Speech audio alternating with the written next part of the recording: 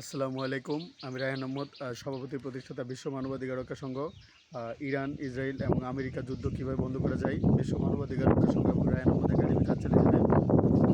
গতকাল আমরা দেখেছি ইরান ইরাকে অবস্থিত আমেরিকান ঘাঁটিতে হামলা চালিয়েছে এবং কাতারে অবস্থিত আমেরিকান ঘাঁটিতে হামলা চালিয়েছে এবং সিরিয়াতে অবস্থিত আমেরিকান ঘাঁটিতে হামলা চালিয়েছে। আমরা এই নিউজগুলো জানতে পেরেছি বাংলাদেশের সময় television, ৭১ television, independent television, DBC, Jamuna সহ ইন্ডিয়ার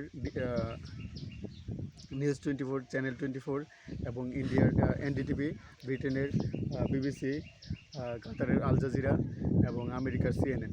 সুতরাং ইরান, ইসরায়েল এবং আমেরিকা যুদ্ধ বন্ধ করার জন্য আমেরিকার প্রেসিডেন্ট ডোনাল্ড ট্রাম্প যে প্রস্তাব দিয়েছেন সিজফায়ারের, আমরা এই চুক্তিকে স্বাগত জানাই। ইরান, ইসরায়েল এবং আমেরিকা যদি যুদ্ধ হয় তা বিশ্ব অর্থনীতির জন্য একটি মারাত্মক অশনি সংকেত। ইরান, ইসরায়েল এবং আমেরিকার যুদ্ধের ফলে বিশ্ব অর্থনীতিতে অচলায়তনের সৃষ্টি হবে। সুতরাং এই অচলায়তন যাতে না হয়, ইরান, ইসরায়েল এবং আমেরিকা তিন পক্ষকেই আমরা যুদ্ধবিরতি বা সিজফায়ারের আমন্ত্রণ জানাই এবং আমাদের বিশ্বে আমরা কীভাবে যুদ্ধ বন্ধ করে শান্তি প্রতিষ্ঠা করতে পারি, সেই জন্য আমাদেরকে ঐক্যবদ্ধভাবে কাজ চালিয়ে যেতে হবে। আজকে প্রকৃতিটি অনেক সুন্দর।